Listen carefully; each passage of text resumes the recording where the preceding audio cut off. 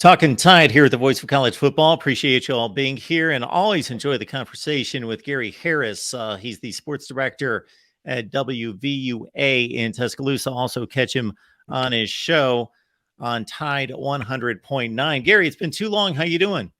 Doing great, Mark. Appreciate you having me on. I'm very sorry that we can't seem to get my camera working, and we're just having to use the avatar. We're both in the studio together, but it's better, I guess, to look at this than to look at a black screen. So my apology.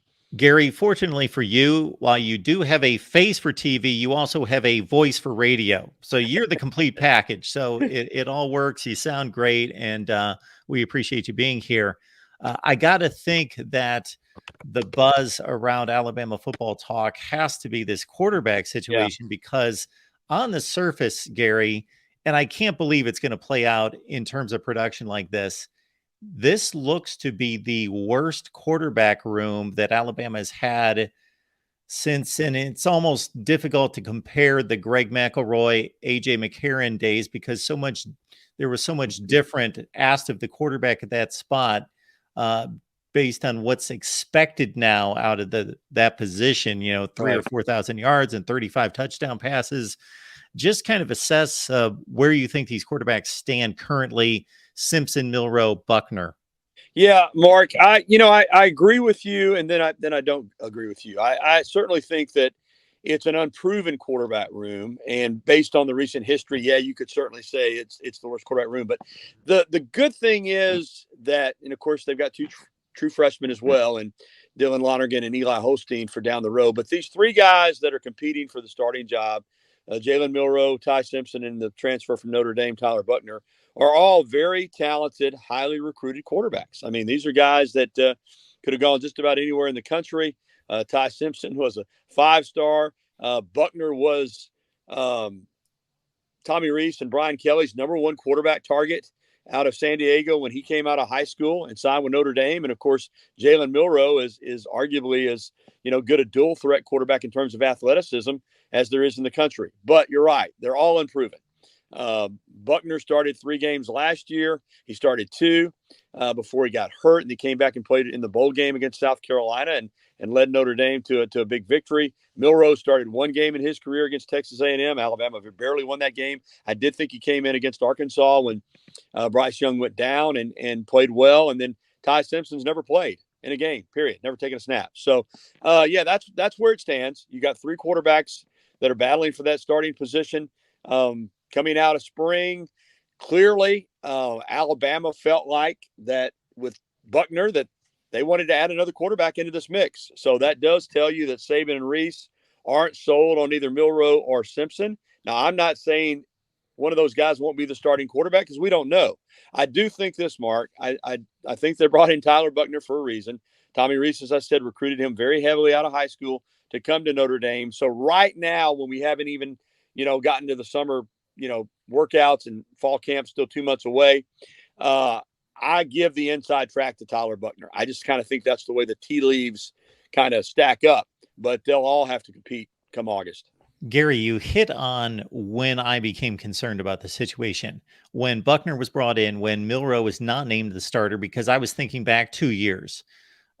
Bryce Young had like 5 pass attempts the previous season. Still, I ranked him personally as the second best quarterback in the country. And people said, well, you're crazy. You've never seen him play. And I've said, well, yes, I can't evaluate his quarterback play at the collegiate level, but I just trust that if Nick Saban says a quarterback is our starting quarterback in spring practice, that he must be the guy. And he couldn't do the same with Jalen Milroe.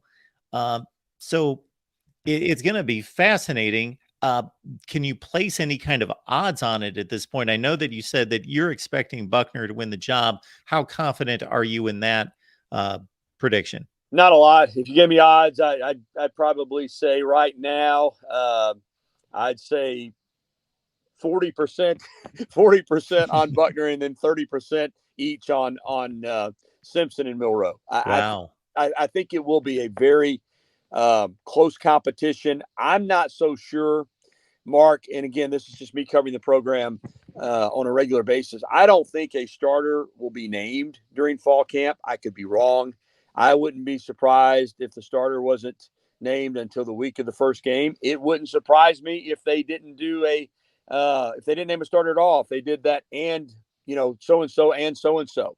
And it wouldn't shock me if they played more than one quarterback in the first game against Middle Tennessee, with the idea of, we're going to see how these guys play in the game. And then, the next week against Texas, really have by that point zeroed in on one guy, because you don't want to be running multiple guys out there against Texas. But I think this thing is going to linger through fall camp. I think that Saban and Reese want to give every one of these guys a fair shot. And I think the fact that they brought in Buckner and Milroe and Simpson both are coming back to compete in the fall tells you that they believe that they have a chance to start. I think coming out of spring camp, if either one of those guys had thought they had no shot, one or both would have gotten the portal. And that's the world that we live in now. But I think all three of these guys understand it's a competition.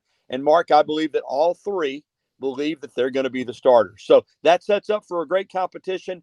Let them get out there, let them compete. And I trust that Nick Saban and Tommy Rees will find the best guy. Is Simpson supposed to be the best thrower? Well, I think that, yeah, probably. I think if you just looked at three of them, you said who's the best pure passer, I think probably most people here would say it's Ty Simpson. I think obviously Milroe's, a freakish athlete. He clearly would be the best athlete and the best runner, but Buckner is a good athlete too. And as a combination, as far as being an efficient passer and also being able to use his legs, he's probably the best combination of the three. So again, all of them have strengths. They're all very talented players, and it's going to be fun. It's going to be interesting because, we haven't had this in a while here as far as a true quarterback competition. I guess you'd have to go back to 2016, when Jalen Hurts was a true freshman, but they went into that season. But Blake Barnett started the first game, then Jalen came in, and it was his for the rest of his freshman season. And then he started 17, and then, of course, he got pulled in the national championship game. But still, you knew you had Jalen. You knew you had Tua. Even after Tua got hurt, the way that Mac played, you felt good about him in 2020. And you mentioned Bryce Young. Bryce Young would have played more in 2020 had it not been an SEC-only schedule and the COVID and all that. But you're 100% right. Everybody knew going into 2021 that Bryce Young was the guy. So it's been a long time since we've gone into fall, as you alluded to at the top, with this many quarterback questions. But I think in some ways it's exciting. I think that the football team as a whole sees this kind of as a start over type year with, Will Anderson Jr. gone, with Bryce Young gone, kind of turning the page. They haven't won a national championship now in a couple of years. So I think there's a lot of renewal and enthusiasm and a lot of position battles, not just at quarterback, but I think obviously quarterback is the focus. But I think all these players, from what I saw in spring, are looking forward to kind of, building on this program in this dynasty with kind of a start over. Hey, we're our own team. All of these players that won national championships, for the most part, are gone, and we can kind of start over, and that includes the quarterbacks.